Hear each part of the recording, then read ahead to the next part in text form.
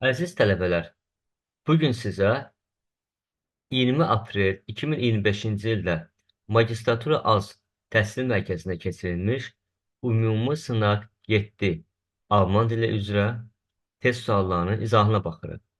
Dinlənmə mətninə başlayırıq.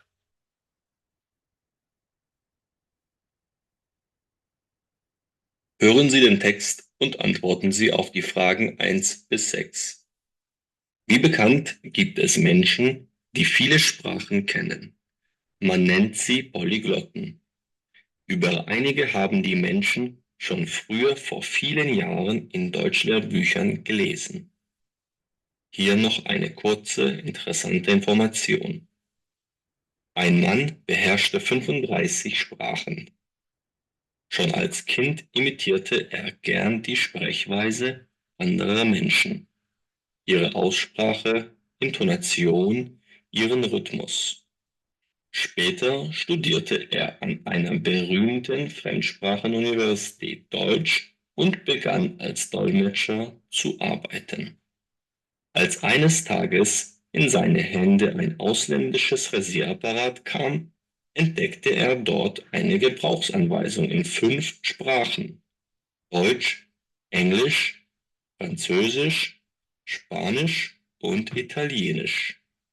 Er versuchte sie zu lesen, verglich die Wörter und ganze Sätze. So begann sich sein Interesse für Sprachen zu entwickeln.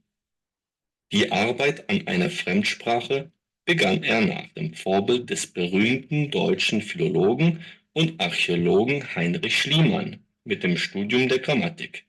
Dann kam das Lesen an die Reihe. Verschiedene Bücher, Zeitungen und Zeitschriften und andere. Sual nömrə 1. Wie heißen die Menschen, die mehr als zwei Sprachen beherrschen? İki dildən artıq dili bilən insanlar necə adlanır? Y variantı polyglot adlanır. Nummer 2. Was führt zu der unsauberen Aussprache? Düzgün olmayan tələffüzə nə səbəb olur? Təbii ki, schnelles tempo, cəld, sürətli danışıq. Nummer 3.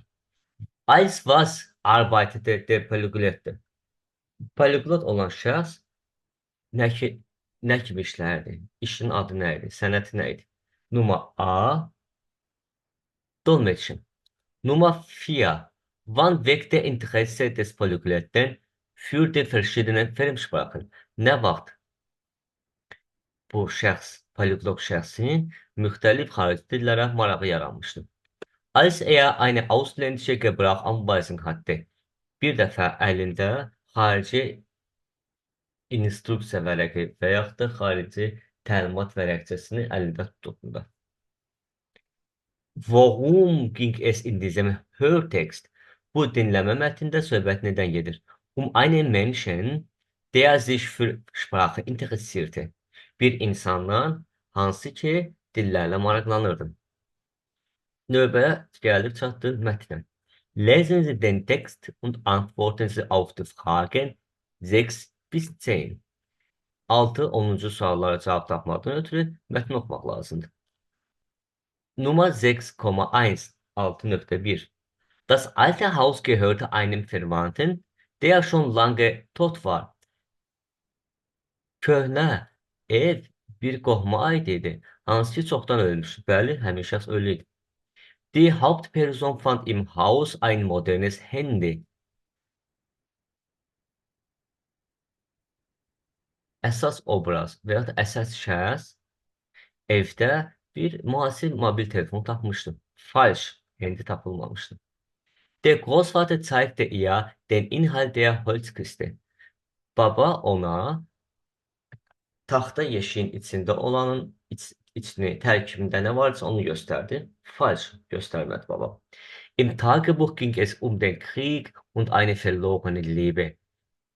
Bu gündəlikdə söhbət müharibədən və itirilmiş sevgidən gedirdi. Bəli, richtig.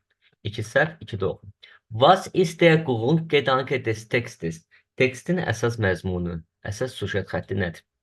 Der Text erzählt, wie ein junger Mensch durch eine Entdeckung über seine Familie erfahrt. Söhbət ondan gedir ki, bir gənc insan tapıntı vasitəsilə, ixtira vasitəsilə və yaxud da kəşf etdiyi yeşi vasitəsilə öz ailəsi haqqında nə söylənir? Erfahren, wissen, bilmək, öyrənmək. Warum ging der Hauptperson heimlich ins alte Haus? Nə üçün əsas obraz xəlvəti şəkildə köhnə evə gedirdi?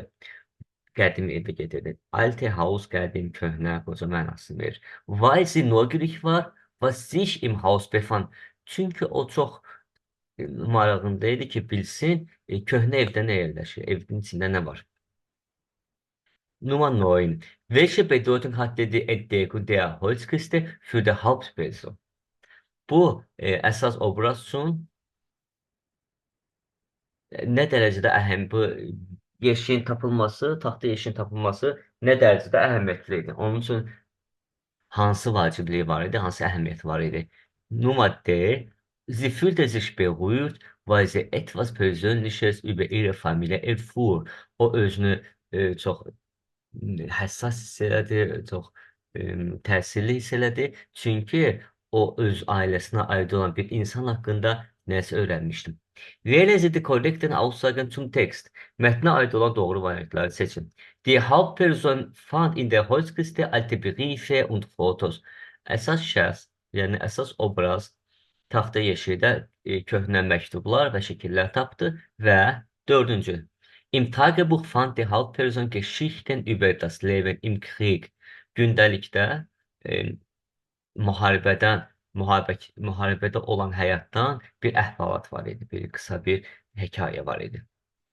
Növbə ikinci mətnə çatdı. Lesen Sie den Text und antworten Sie auf die Fragen 11 bis 15. 11.1. Die globale Erwärmung entsteht nur durch natürliche Ursachen. Təbii fəlakətlər, təbii hadisələr nəticəsində qlobal istiləşmə baş verir. Falsch. Durch die globale Erwärmung gibt es häufige extreme Wetterereignisse wie Stürme und Böen.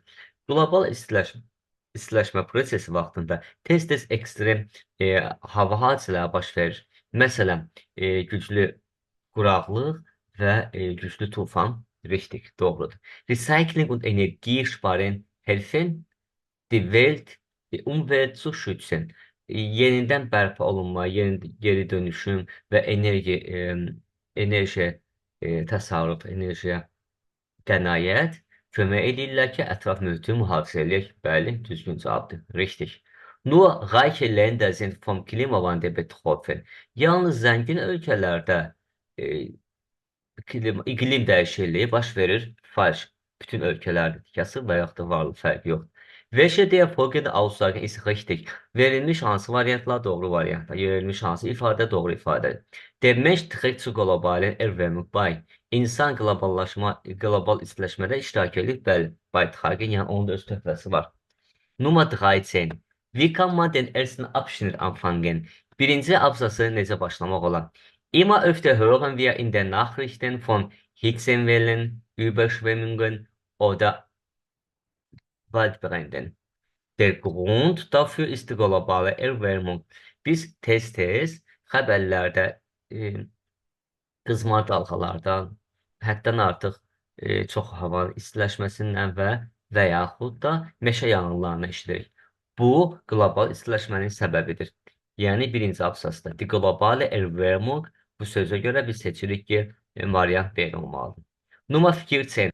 Warum sind ärmere Länder oft stärker von der globalen Erwärmung betroffen als reichere Länder? Nə üçün kasıb ölkələr qlobal istiləşməyə daha tez məruz qalırlar, nəinki zəngin ölkələr? Səbəb. Weil sie weniger Geld und Ressourcen haben, sich an die Folgen des Klimawandels anzupassen. Çünki onların yetərli sayda olmayan, az sayda pulları və resursları var ki, iqlim dəyişikliyinə qarşı, nəticələrinə qarşı mübarizə aparsınlar. Yəni, kifayət qədər məbləğ yoxdur. Nummer 15. İki variant seçməliyik. İkinci ve dördüncü variant doğru variantlar. Recycling und weniger Fleischkonsum können helfen, das Klima zu schützen. E, Geri dönüşüm və az sayda ətdən istifadə bizə kömək eləyə bilər ki, biz iqlimi mühafizə edək, düzdür? Erneuerbare Energien wie Wind und Sonne sind gut für den Klimaschutz. Yenidən bərpa olunan enerji və külək kimi və günəş kimi yenidən bərpa olunan enerjilər təbiətin qorunması üçün çox yaxşıdır. Bəli. Nummer 16, artıq 16-23 sualı qrammatik suallardır. Der Lehrer fragte uns. Fragen akuzatı tələb eləyir. Ona görə də wenn yazılmalıdır. Wenn akuzatının sualıdır. Deine Schwester oft Zeitung. Deine Schwester üçüncü şəxsin təkili list olmalıdır. Zeitung qadın cinsi və diese Zeitung olmalıdır. Diese olmaz. Diese Zeitung çünki qadın cinsidir. Nummer 18. 18. Wählen Sie Antonyme aus. Antonimləri seçin. Aufmachen, schließen, açmaq, bağlamaq, schlafen, erwachen, yatmaq, yuxudan qalxmaq. 3 və 4. Ruhig, richtig, korrekt sinonimdir. Hər ikisi doğru məna verir. Uninteressant, langweilig, bunlar da sinonimdir. Maraqsız, sıxıcı. Hər ikisi tarixdə öz mənasını verir. Welche Ziffernreihe bildet einen Fragesatz? Sual cümləsini düzəldən hansı rəqəmlərdir? Sual cümləsi olmaqdan ötürü birinci yerdə sual sözü gəlməlidir. Əgər sual sözü yoxdursa, birinci yerdə xəbər gəlir.